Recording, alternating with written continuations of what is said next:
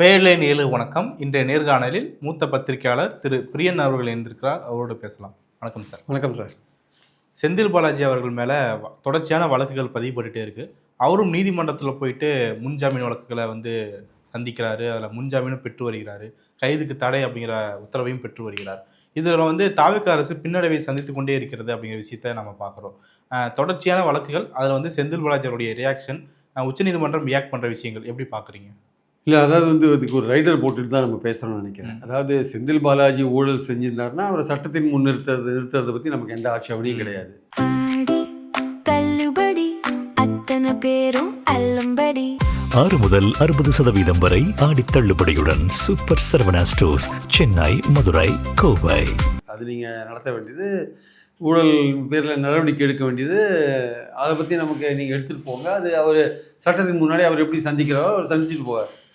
But ஆனால் நடக்கிற சில விஷயங்களை பார்க்கும்போது ஏதோ ஒரு டார்கெட்டடாக இருக்கிற மாதிரி இருக்குது. செந்தில் பாலாஜியை எப்படியும் தூக்கி உள்ளே வச்சிடணும் அப்படின்ற மாதிரி டார்கெட்டடாக இருக்கிற மாதிரி இருக்குது. அதாவது தொடர்ந்து வருது. இப்போது அந்த குதிரை பேர ஊழல் வழக்கு வந்தது. குதிரை பேர வழக்குகள் வரும்போது தாவேக்காவை நோக்கி வைக்கப்பட்ட குற்றச்சாட்டு என்னென்னா, நீங்கள் அதிமுக எம்எல்ஏக்களை இழுக்கிறீங்க குதிரை பேரம். அது சிபிஐ சண்முகம்லாம் கூட சொன்னார், இது மாதிரி பட்டதை நிறுத்தணும்னார். விடுதலை சிறுத்தைகள் கூட சொன்னாங்க, வீரபாண்டியன் கூட சொன்னார். ஆனால் அதுக்கப்புறமும் அது தொடர்ந்து இருந்த உண்மை. அதுக்கப்புறம் ஏன் அது நின்றுதுன்னா, அந்த பை எலெக்ஷன்ஸ் லேட் ஆகுது அப்படின்றவொன்னே அது நின்றுடுத்தது. ஆக்சுவலாக அது அங்கேருந்து ஏடிஎம்கேல வரவங்க நிறுத்திட்டாங்க. இவங்களும் குதிரை பேசல. ஆனால் அந்த குற்றச்சாட்டுகள் தாவேக்கா நோக்கி போடப்படும் போது அவங்க உடனே என்ன பண்ணிட்டாங்க, எங்கள் எம்எல்ஏக்களை திமுக வாங்க பார்த்தாங்கன்னு ஒரு விஷயத்தை கொண்டு போனாங்க. இந்த இளையராஜா, ஊத்தங்கரை இளையராஜா விஷயத்தை கொண்டு போனாங்க. அதுலேருந்து ஆரம்பித்து ஒரு கேஸ் போச்சு. அதில் செந்தில் பாலாஜியை டார்கெட் பண்ணாங்க. அவர் போய் திருவல்லிக்கேணி போலீஸ் ஸ்டேஷனில் கேஸ் போட்டாங்க. அவர் உடனே முன்ஜாமீன் அவர் வாங்கினார். முன்ஜாமீன் வாங்கிட்டு காத்தாலையும் சாயந்தரமும் கைது போடுற விஷயங்களில் போயிருந்தார். சில நாள் போகாத இருந்தார், சில நாள் போகல. இன்றைக்கி அவர் எக்ஸாம்பிள் கேட்டிருக்காரு, 6ஆம் தேதி வரை எனக்கு இது கொடுங்க, எனக்கு எங்கள் அட்வொகேட்ஸ்லாம் கன்சிடர் பண்ண வேண்டியதாக இருக்குது, எனக்கு பல வேலைகள் இருக்குது அப்படின்னு அதை கேட்டிருக்காரு. அது கொடுக்குறாங்களா இல்லையே தெரியாது. இந்த விஷயம் போயிருந்தப்போ அதில் அவர் அரெஸ்ட் பண்ண முடியல அப்படின்றது அவருக்கு ஒரு விஷயம் தெரிஞ்ச பிறகு அடுத்தது டக்குன்னு என்ன பண்ணுறாங்க, யார் இவங்க கவர்மெண்ட் என்ன பண்ணுறாங்க, டிவிஐசி மூலமாக என்ன பண்ணுறாங்க, இன்னொரு கேஸ் டாஸ்மாக் கேஸை கையில் எடுக்கிறாங்க. டாஸ்மாக் கேஸ் எப்படி கையில் எடுக்கிறாங்கன்னா, ஏற்கனவே டாஸ்மாக் சம்மந்தமாக 1000 கோடி ரூபாய் ஊழல் ஒன்று இருக்குது. அது 2017 நடந்த விஷயங்கள். 2017 2025 வரை நடந்த விஷயங்கள் அதில் இருக்குது. ஆக்சுவலாக அதுவும் 2017 2021 வரை 45 கேஸ் இருக்குது. அது ஆக்சுவலாக டாஸ்மாக் அந்த அவுட்லெட்டில் அதிகமாக பணங்கள் பிடிச்சது போன்ற விஷயங்கள், அதில் நிறைய பல விஷயங்கள்லாம் அதில் இருக்குது. அந்த மாதிரி ஒரு கேஸ் இருக்குன்னு அதில் தான் என்ஃபோர்ஸ்மெண்ட் உள்ளே என்ன பண்ணாங்க, நிறைய இந்த ஆகாஷ் வீட்டிலலாம் ரைடு பண்ணாங்கல்ல, அதெல்லாம் ரைடு பண்ணி அது கடைசியில் கோர்ட்டுக்கெல்லாம் போய் அது மாதிரி பண்ணதெல்லாம் சரியில்லைன்னு ஒரு வகையில் அது இதாச்சு. அதில் அதுலேயும் ஒரு செந்தில் பாலாஜி சுப்ரீம் கோர்ட்டில் நிலுவையில் இருக்குது கேஸ். அதுலேயும் ஒரு பெயிலில் தான் வெளியில் இருக்காருன்னு நினைக்கிறாங்க ஆக்சுவலாக. ஸோ அப்படி இருக்கும்பொழுது அந்த கேஸில் என்ஃபோர்ஸ்மெண்ட் டைரக்டரேட் பல ரைடுகள்லாம் பண்ணாங்கல்ல. இந்த ஆகாஷ் வீட்டில் இந்த ரத்தீஷா இருக்கார், அவர் வீட்டிலாம் ரைடு பண்ணாங்கல்ல.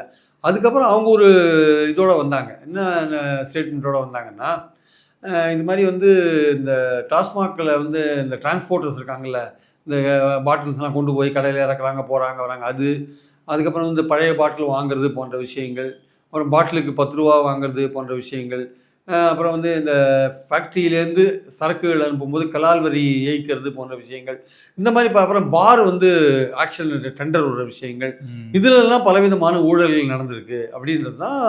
இதில் இவ்வளோ ஊழல் நடந்திருக்கு, ஒரு 3 ஏரியாவில் நீலகிரி, கோயம்புத்தூர் போன்ற ஏரியாக்கள் நடந்திருக்குன்னு கிட்டத்தட்ட ஒரு 100 கோடி ரூபா ஏதோ விஷயத்த சொல்கிறாங்க. இந்த மாதிரி ஊழல் நடந்திருக்குன்னு சொல்லிட்டு என்ஃபோர்ஸ்மெண்ட்டோட அறிக்கையில் அஃபிடவிட்டில் இருக்குது, சுப்ரீம் கோர்ட்டில் ஃபைல் பண்ண அஃபிடவிட்டில் இருக்குது. அதுலேருந்து அவங்க எடுக்கிறாங்க.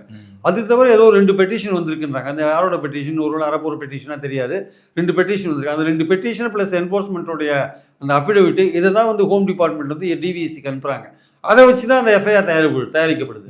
இப்போ இந்த கேஸில் எஃப்ஐஆர், அந்த எஃப்ஐஆர் தயாரிச்சு தான் இந்த குற்றச்சாட்டுக்கெல்லாம் அந்த எஃப்ஐஆரில் சொல்கிறாங்க. நான் சொன்ன விஷயத்தெல்லாம் அதை சொல்லிட்டு தான் செந்தில் பாலாஜி அரெஸ்ட் பண்ணுறதுக்கான விஷயங்களை கையில் எடுக்கிறாங்க. அதில் முக்கியமான விஷயம் என்னென்னா, அதில் அந்த செக் பீரியட்னு ஒன்று இருக்குது எஃப்ஐஆரில். செக் பீரியட் அது பார்த்தீங்கன்னா 21, 25 இருக்குது. அப்போ இதுக்கு முன்னாடி 17லேருந்து போட்டிங்கல்ல, அது முதல்ல போட்டிங்கல்ல 17லேருந்து. அந்த நீங்கள் ஏற்கனவே அசம்பிளியில் பேசும்போது என்ன சொன்னீங்க, இது ஊழல் கவர்மெண்ட்டு, 2017லேருந்தே ஊழல் கவர்மெண்ட் நடந்துருக்குன்னு தான் நீங்கள் விஜய் சொன்னார், அசம்பிளியில் சொன்னார்ல. விஜய் அசம்பிளியில் என்ன சொன்னார், 2017லேருந்தே ஊழல் நடந்துருக்குன்னு தான் சொன்னார். அதாவது இந்த பார்ட்டி ஃபண்டுலாம் சொல்கிறாரு, இது வந்து 2017 நடக்குதுன்னு சொல்கிறார். அதிமுக ஆட்சியும் எடப்பாடி ஆட்சியும் சேர்த்து தான் சொல்கிறார். சௌரியமாக ஜெயலலிதா விட்டார் அவர். ஜெயலலிதா இறந்து போயிட்டாங்கன்னா அவங்கள விட்டுட்டு எடப்பாடி ஆட்சியிலேருந்தே ஊழல், இந்த பார்ட்டி ஃபண்டு இது விஷயம் நடக்குதுன்னு தான் விஜயோடைய பேச்சு எங்கள் அசம்பிளியில். அப்படி இருக்கும்போது இப்போ செந்தில் பாலாஜியை புக் பண்ணுறதுக்காக இந்த பீரியட் என்ன பண்ணீங்க, குறுக்கிட்டீங்க.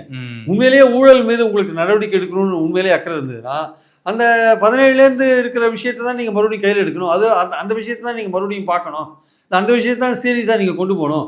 அதை விட்டுட்டு கரெக்டாக 21, 25 நீங்கள் எடுத்தீங்கன்னா, திமுக பீரியடை மட்டும் எடுத்துட்டீங்கன்னா அப்போ அது என்ன காமிக்குது ஆக்சுவலாக? அப்போ நீங்கள் அப்போது 17, 21 இன்னைக்கு நீங்கள் செந்தில் பாலாஜி மேலே சொல்கிற குற்றச்சாட்டுகள் இருக்குல்ல, அந்த குற்றச்சாட்டுகள் அன்றைக்கி நடக்கலையா? அன்றைக்கி யார் இப்போ முதுவிலுக்கு ஆயத்துறை அமைச்சர் நத்தம் விஸ்வநாதன், அவர் இப்போ உங்கள் பக்கம் இருக்கார். நம்பிக்கை தீர்மானத்தில் உங்களுக்கு வாக்கு போட்டார். இப்போ அவர் என்றைக்கு அதிமுக விட்டு வெளில வரலாம், நம்ம போய் அங்கே சேரலாம்னு பார்த்துட்டு இருக்கார். அப்போ அவர் உங்ககிட்ட சேரலாம், எதிர்காலத்தில் வரலான்றதுனால விட்டீங்களா அவரை? அப்படின்னு ஒரு கேள்வி வருது இல்லை? அப்போ என்ன அர்த்தம்? 17, 21 பீரியடை ஏன் எடுக்கல? அப்போ ஊழலை ஒழிக்கிறது உண்மையிலேயே உங்கள் நோக்கமா? நீங்களே ஒத்துருக்கீங்க 17லேருந்து ஊழல் அங்கே இருந்துருக்குன்னு அங்கே தமிழ்நாடு கவர்மெண்ட்டில் இருக்குன்னீங்க. அப்போ நீங்கள் நத்தம் மேலே நடவடிக்கை எடுக்கிறதுனா நீங்கள் அவரோட செந்தில் பாலாஜியோட அவரையும் சேர்த்து நீங்கள் பார்த்துருக்கணும். 17லேருந்து இந்த விஷயத்தை கையில் எடுத்துக்கணும். அவர் வீட்டு என்ன ரைடு பண்ணியிருக்கணும். அப்போ அவர் வீட்டை ரைடு பண்ணாத காரணம் என்ன? இவர் நம்ம கட்சிக்கு ராஜினாமா போட்டு நம்மகிட்ட வருவார், அங்கே எலெக்ஷன் நடத்தலாம், நமக்கு இவர் ஆதரவாக இருப்பார், பின்னாடி ஏற்கனவே நம்பிக்கை தீர்மானத்தில் ஓட்டு போட்டார், அந்த காரணம் தான் அந்த காரணத்தினால தான் நீங்கள் அந்த 17, 21 பீரியட் எடுக்கலையா? அப்போ இது பாரபட்சமான நடவடிக்கையா இல்லையா? அப்போ 21, 25 என்னென்ன விஷயங்கள் நடந்து நீங்க சொல்றீங்களோ அது 17, 21 நடக்கலன்னு உங்களால் உறுதியா சொல்ல முடியுமா? நடக்கலன்னு உறுதியா சொல்ல முடியுமா? அப்போ நீங்க செக் பண்ண வேண்டிய அவசியம் உங்களுக்கு இருக்கா இல்லையா?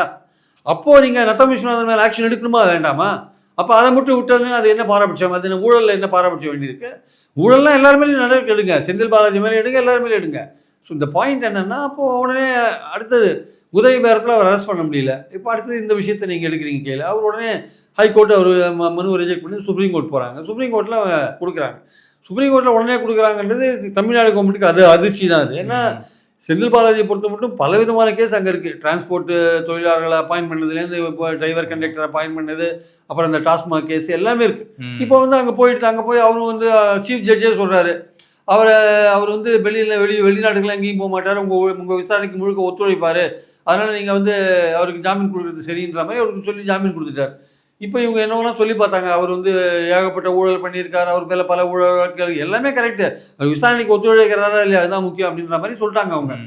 இப்போ அந்த 2வது அட்டம்ப்ட்டும் ஃபெயில் ஆகிடுச்சு. இந்த கவர்மெண்ட்டோட 2வது அட்டம்ப்ட்டும் ஃபெயில் ஆகிடுச்சு. 3வது அட்டம்ப்ட் என்ன ட்ரை பண்ணுவாங்கன்னா, டிரான்ஸ்ஃபார்மர் பற்றின ஒரு ஊழல் இருக்குது. திமுக ஆட்சியில் வாங்கின டிரான்ஸ்ஃபார்மர் இருக்குல்ல, அது ஏதோ மட்டமான குவாலிட்டி வாங்கிட்டாங்க, அது எதுன்னு ஒரு விஷயங்கள் போயிட்டு இருக்கிறத நம்ம பார்க்குறோம். ஏற்கனவே வந்து இந்த ஆட்சி வந்தோடனே அதை பற்றின பேச்சுக்கள்லாம் வந்ததை பார்த்தோம் நம்ம. அந்த இதில் அறப்போர் இயக்கமே ஏதோ பெட்டிஷன் கொடுத்துருப்பாங்கன்னு நினைக்கிறேன். அந்த விஷயத்தில் இப்போ அடுத்த வாரம் ஒரு நடவடிக்கை எடுக்கிறதுக்கான வாய்ப்புகள் இருக்குது. எப்படியும் செந்தில் பாலாஜியை வந்து எப்படியாவது சிறையில் போட்டுடணும் சார். அது வந்து அவங்க ஊழல் விஷயத்தில் எடுத்து இப்போ நம்ம செந்தில் பாலாஜியை வந்து அவங்க சிறையில் போடுறதே ஒரு சிங்கிள் அஜெண்டாவாக வச்சுருக்காங்க, ஒற்றை அஜெண்டாவாக வச்சுருக்காங்க உங்களுக்கு. ஏன் அவரை மட்டும் டார்கெட் பண்ணுறாங்கன்னா அந்த கரூர் விஷயம்தான். ஓகே, ஆதரவு நான் சொன்னார்ல, கரூரில் எங்களுக்கு தீர்க்க வேண்டிய கணக்கு இருக்குன்னார்ல, என்ன கணக்கு அது சொல்லுங்கள்? சிபிஐ ஒரு விசாரணை போயிட்டு இருக்கு கரூரில் நடந்த மரணங்களை பற்றி, அப்புறம் உங்களுக்கு என்ன அங்கே கணக்கு தீர்க்க வேண்டியிருக்கு? சிபிஐ விசாரணை நடந்துட்டு இருக்கு, அவங்க என்ன அறிக்கை கொடுக்க போகிறாங்கன்னு தெரியாது. அந்த அறிக்கையில் என்ன மேல் நடவடிக்கை எடுக்கணுமோ அது கோர்ட்டு தீர்மானிக்க போகுது. அப்போ உங்களுக்கு என்ன தனிப்பட்ட முறையில் என்ன கணக்கு தீர்க்க வேண்டியிருக்கு? இதே விஜய் என்ன பேசுகிறார், கரூரில் போயிட்டு போலீஸ் வந்து ஒரு நாடகம் நடத்தினாங்கன்னு பேசுகிறார். போலீஸ் நாடகம் நடத்தினாங்க, அப்புறம் இந்த திமுக கவர்மெண்ட் ஒத்துழைச்சுன்னு சொல்கிறார்.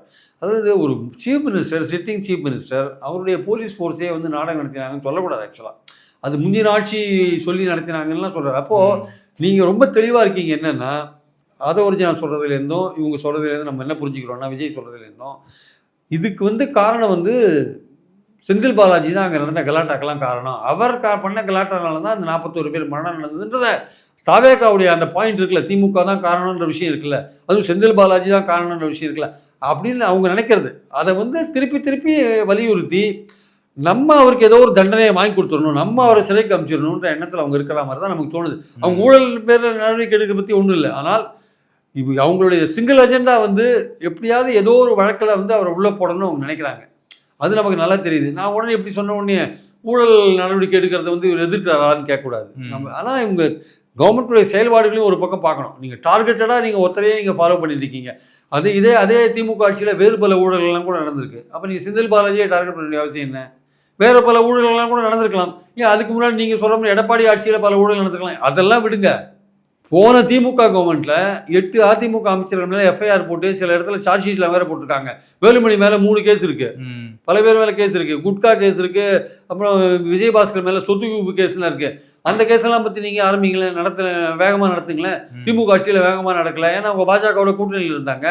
அதனால் கவர்னர் பர்மிஷன் கொடுக்கல, சில அதிகாரிகளுக்கு சென்ட்ரல் கவர்மெண்ட் பர்மிஷன் கொடுக்கல, அதனால் அது வந்து சார்ஜ் ஷீட் போட்டு ட்ரையல் ஆரம்பிக்கல. அப்போ நீங்கள் அதை விரைவுபடுத்துங்களேன். உண்மையிலேயே ஊழலை ஒழிக்கணும் உங்கள் நோக்கமாக இருந்ததுன்னா நீங்கள் எல்லாத்தையும் எல்லாம் ஆக்ஷன் எடுக்கணும்.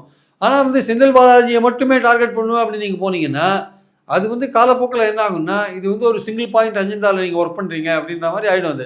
அது வந்து இந்த கவர்மெண்ட் நியாயமாக எடுக்கிற நடவடிக்கையை கூட நம்ம வந்து சந்தேகப்படக்கூடிய ஒரு சூழல் கொண்டு போகும். அதனால் இந்த மாதிரியான ஒரு ஆட்டிடியூட் அவங்க விட்டுட்டு ஊழலுக்கு எதிரான எந்த நடவடிக்கையும் நம்ம ஆதரிக்கிறோம், அதில் எந்த விதமான சந்தேகமும் கிடையாது. ஆனால் ஒரு பர்டிகுலர் பர்சனை வந்து டார்கெட் பண்ணி நீங்கள் பண்ணணும்னு நினச்சிங்கன்னா, அது வந்து வேற ஒரு காரணத்துக்காக பண்ணணும்னு நினச்சிங்கன்னா, அதுக்கு வந்து ஊழல் விஷயங்களை ஒரு காரணமாக நீங்கள் பயன்படுத்தணும்னு நினச்சிங்கன்னா, அது காலப்போக்கில் வந்து கவர்மெண்ட்டுக்கு வந்து ஒரு கெட்ட பேரை கொண்டு வரும். ஆக்சுவலாக இப்போது இந்த செந்தில் பாலாஜி வழக்க வச்சுக்கிட்டு நீங்கள் முன்னாடி குறிப்பிட்ட மாதிரி விஜய் அவர்கள் போய் கரூரில் பேசும்போது நிற்காம ஓடிக்கிட்டே இருக்கிறாங்க அப்படிங்கிற விஷயத்தை அவர் குறிப்பிட்டார்.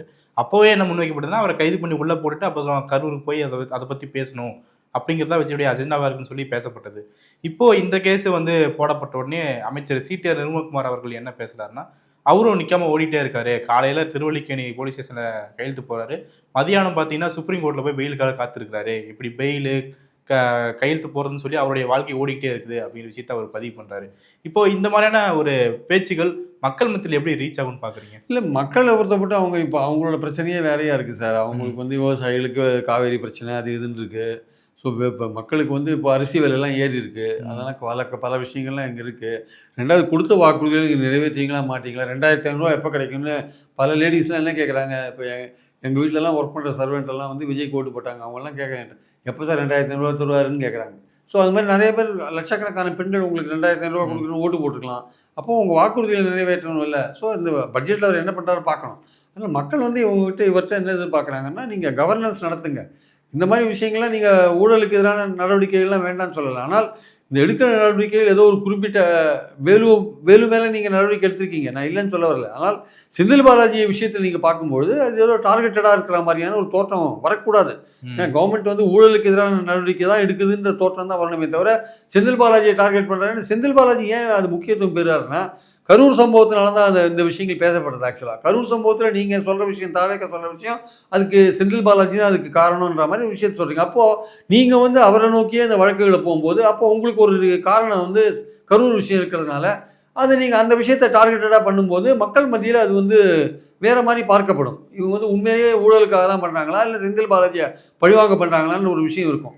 அதனால் வந்து கவர்மெண்ட் வந்து கொஞ்சம் நிதான அந்த போக்கை கடைபிடிக்கணும். ஊழலுக்கு எதிரான நடவடிக்கைகளை யாரும் குறை சொல்லலை. ஆனால் கண்டினியூஸாக ஒரே ஆளை நீங்கள் டார்கெட் பண்ணிங்கன்னா அது வந்து மக்கள் மத்தியில் வந்து வேறு மாதிரி பார்க்கப்படும். ஆக்சுவலாக இப்போ நீங்கள் குறிப்பிட்டதுங்க இல்லையா, ஒரே நாள் அவருக்கு வந்து சுப்ரீம் கோர்ட்டில் போய் அவர் முன்ஜாமீன் வழக்க பெற்று இல்லை அவர் பொறுத்த மட்டும் சார், நிர்மல்குமார் சொல்கிறாரு அவர் கோர்ட்டுக்கு போய் முன்ஜாமீன் வாங்குறாரு. அது அவருக்கு இருக்கிற வசதி வாய்ப்புகளை அவர் பயன்படுத்தி அவருக்கு ரிலீஃப், சட்டப்படி அவர் ரிலீஃப் தேடுறது அவரோட உரிமை இல்லை. அது அவரை நீங்கள் எப்படி நீங்கள் வந்து ஊழல் குற்றச்சாட்டு சாட்டி கோர்ட்டு முன்னாடி நிறுத்தி அவருக்கு தண்டனை வாங்கி கொடுக்குறது நீங்கள் முயற்சி பண்ண போகிறீங்களோ, அதே மாதிரி அவர் தனக்கு இருக்கிற வாய்ப்பை பயன்படுத்தி சட்டத்தின் மூலமாக அவருக்கு என்ன ரிலீஃப் வருமோ அதை அவர் பயன்படுத்த தான் செய்வார். எல்லாருக்குமே சட்டம் வாய்ப்பு கொடுத்துருக்குல்ல. குற்றம் சாட்டப்பட்டவருக்கும் வாய்ப்பு கொடுத்துருக்கு, குற்றத்தை நிரூபிக்கிறவருக்கும் வாய்ப்பு கொடுத்துருக்கு, எல்லாருக்குமே சட்டம் வாய்ப்பு கொடுத்துருக்கு. அப்போ நீங்கள் அவர் மேலே அவருக்கு இருக்கிற வாய்ப்பை பயன்படுத்தி சுப்ரீம் கோர்ட் வரையும் போய் அவர் பெயில் வாங்குறாரு. அதை நீங்கள் அவர் ஓடினார் சொன்னீங்கன்னா அதுக்கு என்ன பண்ணுறது? அது அவரோட உரிமை, அது நம்ம என்ன பண்ண முடியாது. அவர் தனக்கு நிவாரணம் வேணும்னு அவர் போக தான் செய்வார். அந்த சுப்ரீம் கோர்ட்டில் வந்து நீதிபதிகளே ஒரு பொதுவான கருத்துக்கு வந்துட்டாங்களோ அப்படிங்கிற விஷயத்தை தான் பார்க்க முடியுது. ஏன்னா இவங்க தாவேக தரப்புலேருந்து என்ன வாதம் வைக்கிறாங்கன்னா, இவர் மேலே நிறைய குற்றச்சாட்டுகள் இருக்குது, சுப்ரீம் கோர்ட்லேயே நிறைய கேஸ் நடந்திருக்கு, அவர் முன்னாடி செய்த செயல்களை பார்க்கலீங்களா நீங்கள் அப்படின்னு சொல்லி தான் வாதங்களை அவங்க முன் வச்சு முன்ஜாமீனை வந்து நீங்கள் மறுக்கணும்னு சொல்லி வாதங்கள் முன்வைக்கிறாங்க. அவங்க வந்து ஈஸியாகவே சுப்ரீம் கோர்ட் நீதிபதிகள் வந்து தவிர்த்துடுறாங்க அதை. அவர் என்ன, அவர் ஊரில் தான் இருக்கார், அவர் பாஸ்போர்ட் ஏற்கனவே ஒப்படைக்கப்பட்டிருக்குது, அவர் வந்து விசாரணைக்கு ஒத்துழைப்பார், விசாரணைக்கு ஒத்துழைக்கணும்னா சொல்லுங்கள் நான் பார்த்துக்கிறேன் அப்படிங்கிற விஷயத்த அவங்க வந்து ஹேண்டில் பண்ணுறாங்க. அந்த வாதங்களை எப்படி பார்க்குறீங்க? இல்லை, அதாவது வந்து சுப்ரீம் கோர்ட் வந்து அதுக்கு இவர் பல தடவை சுப்ரீம் கோர்ட்டுக்கு போயிட்டார். பல்வேறு விஷயங்களில் இடை மனுக்கள்லாம் நிறையா போட்டு சுப்ரீம் கோர்ட்டுக்கு கவனத்துக்கு இவரோட விஷயங்கள்லாம் போயிருக்குமே. இவர் அமைச்சர் பதவியும் இழந்தார் இல்லையா, அதெல்லாம் வந்து நம்ம பார்க்க தானே செஞ்சோம் நம்ம. அதனால பாயிண்ட் என்னன்னா வந்து சுப்ரீம் கோர்ட்டுக்கு இவருடைய கேசஸ், இவர் யார் என்ன ஏது, இவருடைய பேக்ரவுண்ட் என்ன எல்லாமே தெரியுமே அவங்களுக்கு, என்ன மாதிரி கேஸில் அவர் இன்வால்வ் ஆகியிருக்காருலாம் தெரியுமே. அதனால் அவர் வந்து விசாரணைக்கு ஒத்துழைப்பு கொடுக்குறாரா இல்லையான்றதான் எங்கள் பாயிண்ட். அது கொடுக்குற வரையும் அவங்களுக்கு பிரச்சனை இல்லை. அவங்க என்ன சொல்கிறாங்க தெளிவாக, இவர் விசாரணைக்கு ஒத்துழைப்பு கொடுப்பாரு, கொடுக்கலன்னா நீங்கள் எங்ககிட்ட வாங்க, நாங்கள் பார்த்துக்குறோம் அப்படின்றாங்க. அப்போ அதே மாதிரி தான் விசாரணைக்கு ஒத்துழைப்பு கொடுக்கலன்னா நீங்கள் சுப்ரீம் கோர்ட்டுக்கு போங்க, அவங்க பெயிலை கட் பண்ணாதான் அவங்க இஷ்டம். ஆக்சுவலாக வந்து அது முந்தி கூட அதே மாதிரி தான் சொல்லி தான் கொடுத்தாங்க, விசாரணைக்கு ஒத்துழைப்பு கொடுப்பாருன்னு சொன்னாங்க.